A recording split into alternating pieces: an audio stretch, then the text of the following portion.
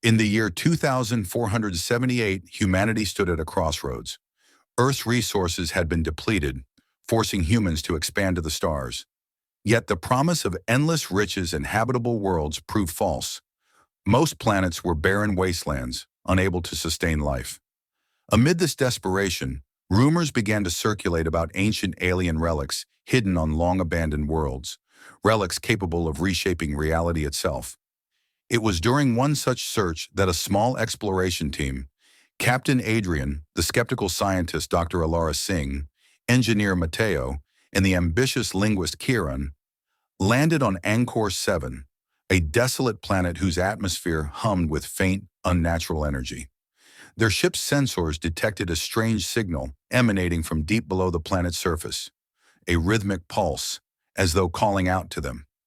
Driven by equal parts curiosity and desperation, the team began their excavation. After weeks of digging through layers of ash and rock, they uncovered an enormous metallic structure embedded in the ground.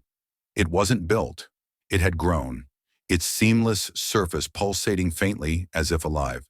At its center was a massive triangular doorway adorned with alien glyphs that seemed to shift and shimmer as the team approached. Dr. Alara, after painstaking analysis, deciphered part of the text. Here lies the Ark of Eternity.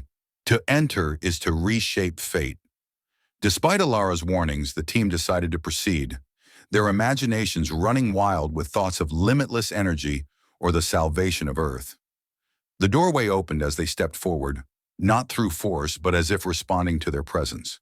Inside, they found themselves in a cavernous chamber illuminated by soft, otherworldly light.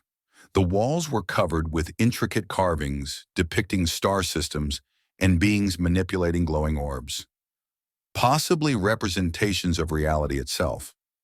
At the heart of the vault stood the machine, a massive orb encased in rotating metallic rings, each engraved with more glyphs. The device emitted a low hum that seemed to resonate with their very thoughts.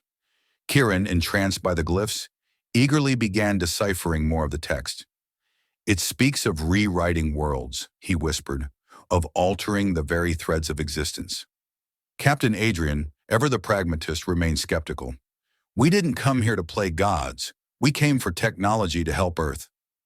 But their debate was cut short when Mateo, driven by curiosity, touched one of the rings. The machine roared to life, flooding the chamber with light. A shock wave rippled through the air, knocking everyone to the ground. What followed was chaos. Each team member began experiencing fragmented visions. Adrian saw Earth in flames, engulfed by wars that had yet to happen. Ilara glimpsed humanity thriving on alien worlds, but at the cost of abandoning their own morality. Kiran saw himself revered as a god, his name whispered across galaxies. And Mateo saw nothing, only a vast, endless void. As they stumbled back to their feet, the vault itself seemed to react, the walls shifting and morphing as though alive. "We need to shut it down," Alara shouted, her voice trembling. "This machine isn't a tool. It's a weapon. It's destabilizing reality." But Kiran, obsessed with the machine's potential, refused. "This is our chance to reshape humanity's destiny," he argued. "We can undo our mistakes, create a perfect world." Adrian tried to mediate, but the team was fracturing under the weight of their visions. As they argued, the machine began to pull the planet apart. The vault's walls cracked, revealing glimpses of other dimensions, alternate versions of themselves, alternate versions of the world outside. One moment, they saw lush forests growing where there had been only ash.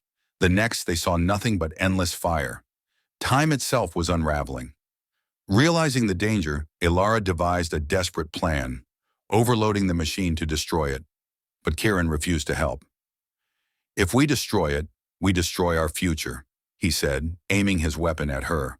The tension snapped as Adrian tackled Kiran, the two struggling as the machine grew louder and louder, its energy filling the chamber. In the chaos, Mateo, silently haunted by his void vision, made the ultimate sacrifice. He threw himself into the machine's core, disrupting its energy field. The resulting explosion was both violent and surreal. The vault collapsed in on itself, the machine's energy imploding and consuming everything in its path. Adrian, Alara, and a gravely injured Kieran barely escaped to their ship as the planet began to crumble. As they ascended into orbit, the team looked down at the collapsing planet, its surface folding into a singularity before vanishing entirely. Kieran, once so full of ambition, sat silently, his mind broken by the machine's visions. Ilara stared out the window, haunted by what they had unleashed. Adrian recorded his final log. We came seeking salvation and found a Pandora's box. The machine's power was beyond comprehension, both a gift and a curse. We destroyed it, but the damage is done. Time feels different now. The stars don't align as they should, and the echoes of that vault linger in my mind. We saved Earth, perhaps, but at what cost? And if this vault existed, how many more lie buried, waiting to be found? As their ship drifted away from the now empty space where Angkor 7 once stood, the faint pulse of a new signal echoed through their comms, a reminder that humanity's greed for answers would never truly end.